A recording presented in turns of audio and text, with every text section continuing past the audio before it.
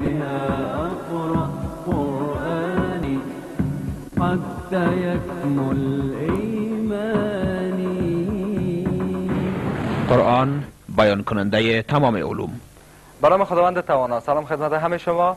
خوشحال هستم که در بحث تازه از دکتر عبدالکریم ذاکر نایک و دکتر بای زویری، یکی از جمله پروفسورهای هندی، در خدمت شما قرار دارم که بحث جدیدش در مورد آیا غذاهای غیر گیاهی نفوذپذیری در بین بشریت داره یا نه انتخاب کردیم که بحث بسیار جالب است بین دو سخنران برجسته هندوستان، دکتر عبدالکریم ذاکر نایک و دکتر زویری که از پروفسورهای هندی است و در قسمت غذاهای گیاهی و غیر گیاهی بحث را برای انداخته و او منظورش است که میگه که انسان ها نباید از غذاهای غیر گیاهی استفاده بکنن به خاطر از اینکه بیشتر صفات امو غذا در بدنشان تاثیرگذار است و بالاخره برمیگردن به مواردی که نباید یک انسان کارهای وحشتناک در جامعه را انجام بده. دوستان عزیزی، بحث جالب تا آخر دنبال کنین و در آخرین دقایق معلومات چند در مورد برنامه آینده ارائه خواهم کرد. And Jesus said, I am. I'm a non-vegetarian. 21st century we belong to vegetarians. This is cause of death in the world. Veg or non-veg? If I prove that an apple is better than a mango, that doesn't mean mango is prohibited. I have some problems with this.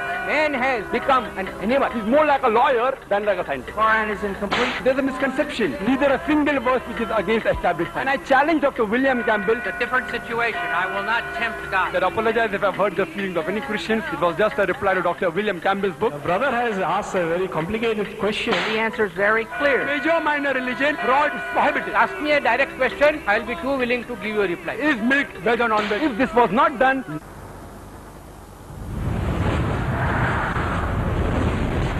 گر و بحث.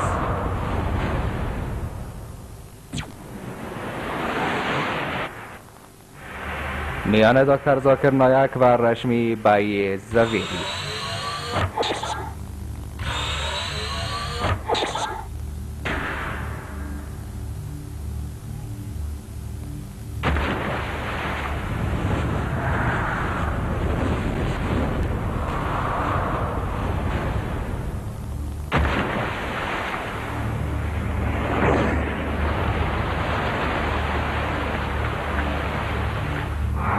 در رابطه با اینکه آیا غذای غیر گیاهی در میان بشریت نفوذپذیری دارد یا خیر.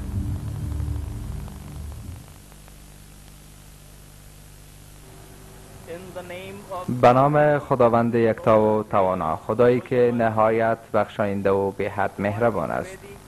جناب بای پیت ویدی، رئیس مجلس